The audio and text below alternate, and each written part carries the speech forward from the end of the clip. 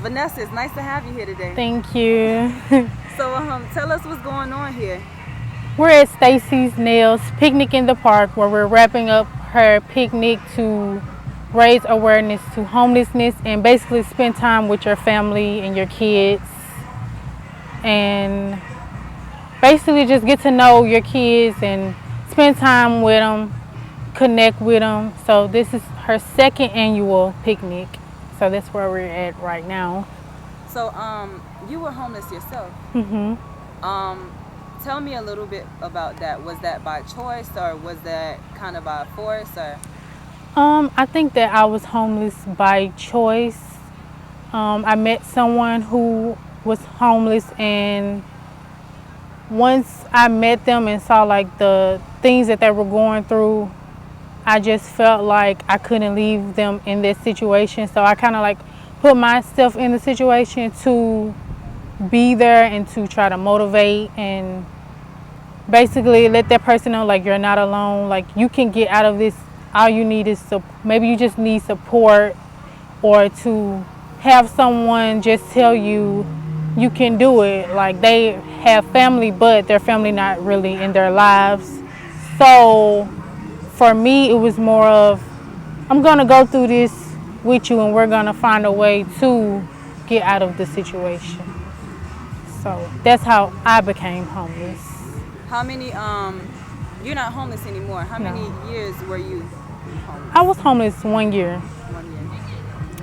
1 year, and I've been off the streets for almost 3 months now.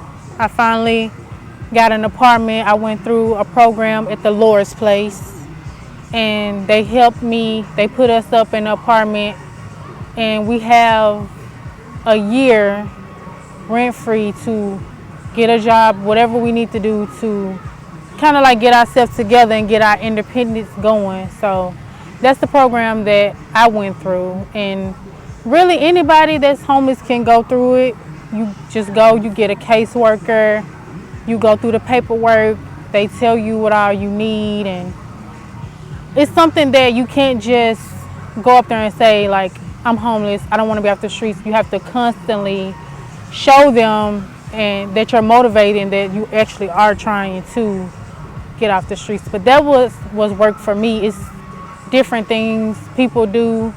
Some people go stay at like centers, shelters, like the Lewis Center. Some people get in there until they get a job or get their place together. So it's different things you can do. You just have to research and take the time to look up what you can do. Okay. So, what are some things that you've went through as far as dangers and just anything? I didn't really go through any dangers, but I think just sleeping outside, period, for me was danger because it's nighttime. You're sleeping around a lot of people you don't really know. You see them every day, but you don't really know what people are capable of. For me, the biggest thing I think that was tearing me down was you have the little belongings that you have, which you gotta try to, I guess, like hide. But you know, city workers, they do their job. So if you're somewhere or your stuff is somewhere that they don't want it, they can't come and clean it up, no matter if it's your things, anybody else's. So for me, I think just having to worry about when I come back, are my things gonna be there? That was kind of like something that I went through like on a constant basis. And I think the police, they weren't bad, but also when you have a lot of homeless people together, it tends to kind of look bad because you have fights, you have people getting drunk, people doing other things. So even if you don't fall into that category, you're gonna be put in that category because they're gonna know that you're homeless. So it's kind of like, I guess, categorizing. So I went through kind of still trying to keep my identity, like, okay, well, I know what I'm capable of and I know who I am, but sometimes you kind of lose that when you're in a group of that sort of environment. Other things,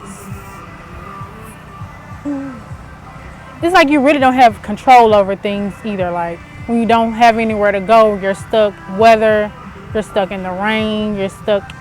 I remember, I think last year, I ended up catching the flu and I was out in like 40-degree, sleeping out in like 40-degree weather. Like all you can do is really bundle up, cover up, and that's like a turn you down because you get sick and you can't really take care of yourself because you're right back out in that type of environment. So it's a lot that comes along with it that I really didn't understand until I was in the situation. And by me going through the situation, now when I see other people, I want to tell them like it's gonna be okay. Like I went through the same thing. I went through nights of crying, praying like, God, just show me a sign what I need to do to get out this situation. I'm sorry, I'm about to tear up, but I can honestly say now I went through it and I overcame. I still have worries of, damn, like I don't want to go back to that, but I know as long as I'm taking the steps and doing everything that I got to do, hopefully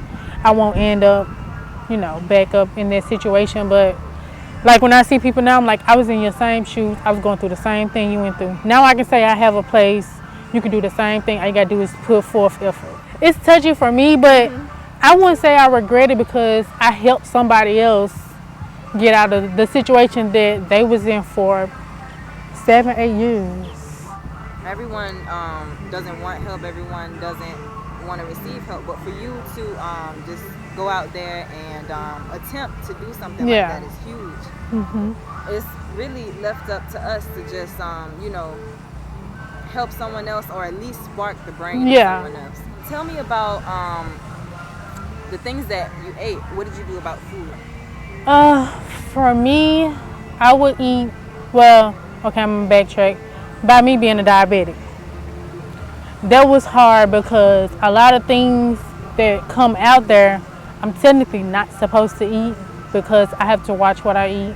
So I had issues with that too because I'm like, sometimes I just gotta eat whatever comes out there and worry about whatever's gonna happen later. So I would just be kind of like really, really cautious. And when I did get like money or a little bit of money or however I made it, I would like put that to the side to take to go get me some stuff by me knowing that I can't eat a lot of things out there. But it was hard because for me, I'm on insulin. So I like medicate every day. So trying to do that when you're outside and it's got to be a certain temperature. You got to check your sugar every morning, every evening. I think that was turned me down too because it was unhealthy. I was unhealthy, but I just found the best way I could to prevent myself from being as sick as I could have gotten, because I know people out there that's in the same situation as me and they treat it like they're not sick, and that's kind of why they're in the mental and unhealthy state that they're in, because they actually need to be somewhere where they can take care of themselves. So if you could leave everyone with a message, what would you tell everyone? I would tell everyone, whatever situation you was in yesterday, when you wake up in the morning, don't think about yesterday. Just push forward, take it step by step, day by day. Be productive. Look up any kind of resources. Don't be scared to ask for help, because a lot of people that I've been around, they let their pride get in the way and they want help. They just don't want to ask, or they feel like people are going to turn them down. But sometimes if you don't say anything, nobody's going to help you. Nobody's going to know what you're going through. So don't be scared to ask. Don't be scared to go to these places and be like, I'm homeless. I'm trying to find some type of way to get off the streets. Whatever the case is, just go talk to somebody, because people are willing to help, but you have to want to help yourself too. It's not going to just be handed to you. You have to show them that you're going to put in just as much work as they are. So that's what I would say. I'm a living witness. I was homeless for a year. I never stopped going to the library, looking up researches, I never, once I found and I talked to somebody, I kept going. I kept following up. I did everything they asked me to do. It's not gonna happen overnight. You have to have patience, but know that as long as you're trying, it will happen. So that's what I would say.